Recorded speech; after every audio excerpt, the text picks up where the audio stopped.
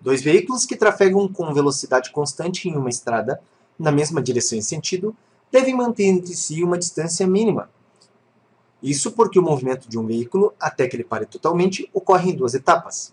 A partir do momento em que o motorista detecta um problema e exige uma freada brusca. A primeira etapa é associada à distância que o veículo percorre entre o intervalo de tempo da detecção do problema e o acionamento dos freios. Já a segunda se relaciona com a distância que o automóvel percorre enquanto os freios agem com desaceleração constante. Considerando a situação descrita, qual o esboço gráfico representa a velocidade do automóvel em relação à distância percorrida até parar totalmente?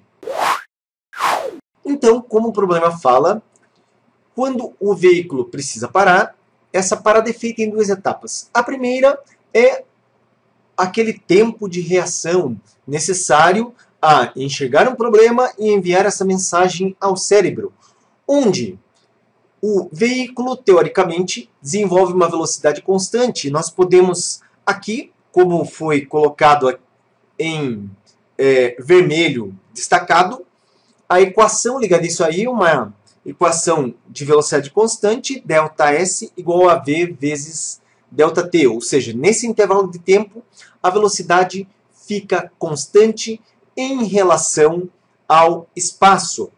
Digo isso porque se você olhar todos os gráficos, eles estão relacionando a distância e a velocidade, e há de se tomar muito cuidado. Por quê? Porque normalmente nós vemos no cursinho, nós vemos na escola, sempre gráficos de distância em função do tempo, velocidade em função do tempo. Então, é muito raro aparecer gráficos de velocidade em função de distância, certo? Então, aqui temos um cuidado especial.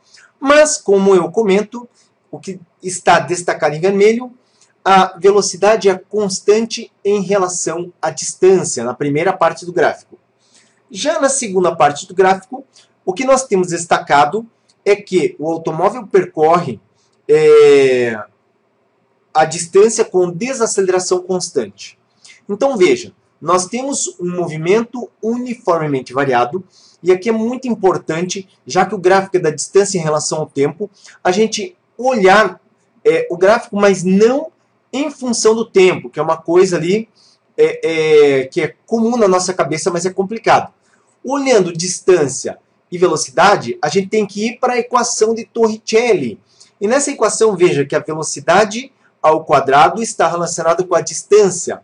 Ou seja, nós temos uma função quadrática e isso implica numa parábola. Logo, observando os gráficos, o que a gente percebe?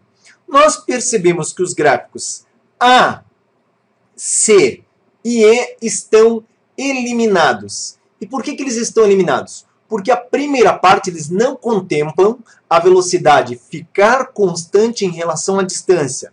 Em todos os três, observe que a velocidade está variando já logo de início. Pode ver que aqui nós temos decréscimo, aqui também decréscimo, e aqui é até um acréscimo de velocidade, mas a velocidade tem de se manter constante, o que se vê em B, em D. Em relação à segunda parte, nós temos que ter uma parábola. Então, B é apresentada uma reta e em D uma parábola que corresponde ao movimento uniformemente variado. Portanto, a alternativa correta, letra D.